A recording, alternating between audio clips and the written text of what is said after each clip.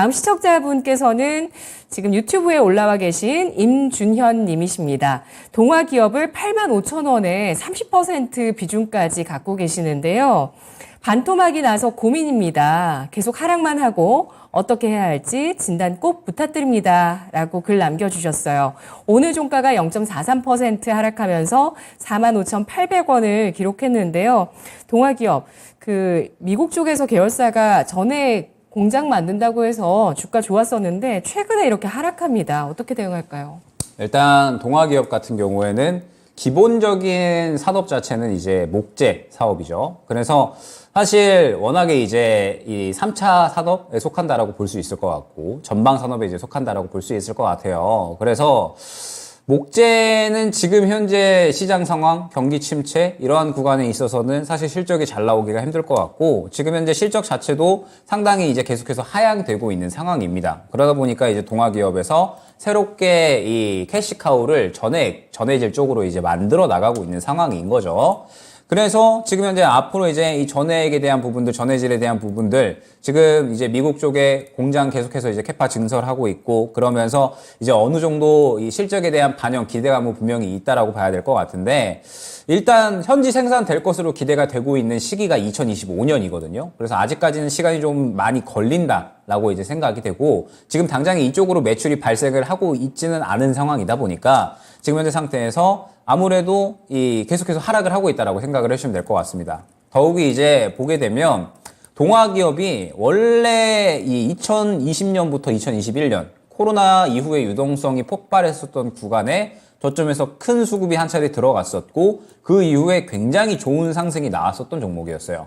10,000원에 있다가 12만원 근처까지 갔으니까 거의 1200% 상승이 나온 거거든요. 그래서 이 종목 같은 경우에도 굉장히 과열됐고 상승이 이제 많이 나왔었던 종목이었죠. 때문에 동아기업 같은 경우에는 결국에는 지금은 여전히 현재 차익 실현 혹은 악재를 반영하는 구간에 있다라고 생각이 되고 향후에 다시 한번 상승이 나오려면 동아기업이 전해액 쪽으로 이제 계속해서 캐파를 증설한 부분들이 실적에 본격적으로 반영이 되기 시작을 하고 이 부분이 시장에 주목을 해줄 때 그때 이제 어느 정도 주가가 턴어라운드가 될 수 있지 않을까라고 생각이 됩니다. 그러면 지금 현재 상태를 보게 되면 조금은 우려스럽다라고 생각이 되는 게 이전 저점까지도 이탈을 해버린 상황이거든요. 그러면 이제 추가적으로 하락을 어느 정도는 염두를 하셔야 될 것 같아요. 약 한 4만 원 정도 초반 구간까지. 그리고 이 구간을 못 지켜준다? 그러면 3만 원대 초중반까지도 추가적으로 하락을 할 수 있다라고 생각을 해주셔야 됩니다.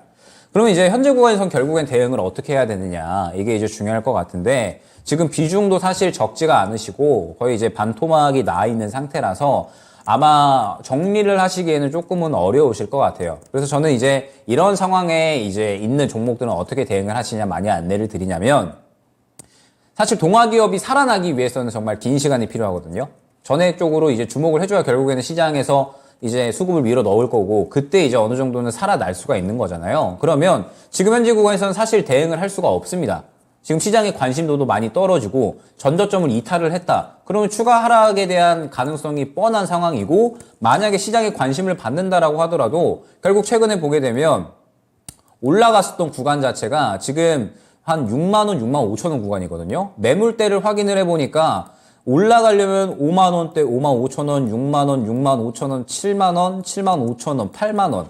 지금 다 매물대입니다, 이 구간이. 그럼 이 매물대들을 다 소화를 해줘야 되거든요. 매수가까지 가려면 굉장히 오랜 시간이 걸릴 수가 있고 그리고 굉장히 큰 힘이 필요하다라는 거죠. 그럼 지금 현재 상태에서는 어떻게 해야 되느냐? 결국에 손실을 줄이려면 추가 매수를 해야 될 것 같은데 비중도 크시잖아요. 그래서 저는 지금은 동아기업에 대해서는 만약에 이 손절을 하기 어려우시다. 그러면 최대한 다른 종목으로 수익을 챙기는 게 베스트다라고 말씀드릴 수 있을 것 같습니다. 그러면서 뭐 예를 들어서 다른 종목으로 10만 원 수익 봤다. 그러면 그 10만 원이라도 비중을 조금씩 동아기업에서 줄여주시는 거예요.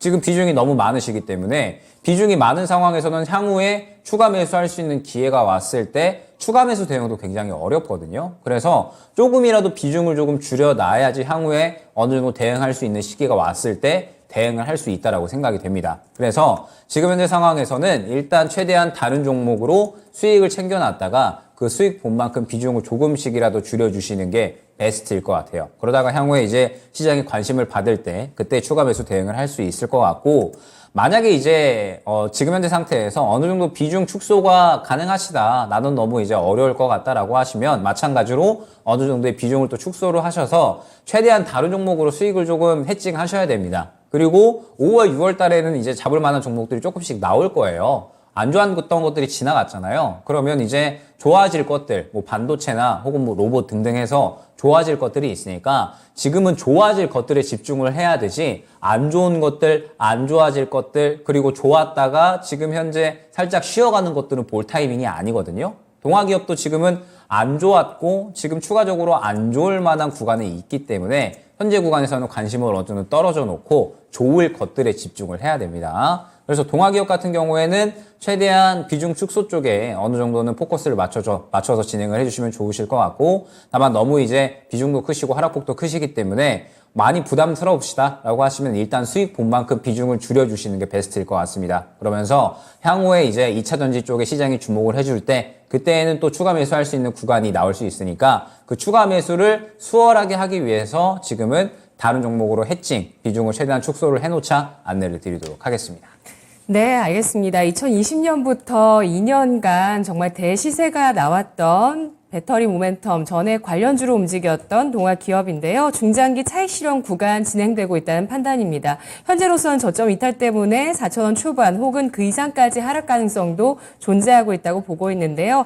다시 주목받을 수 있는 모멘텀 필요하다고 보고 있고요. 추가 매수하려면 비중 조절 필요합니다. 전략 구체적으로 남겨드렸습니다.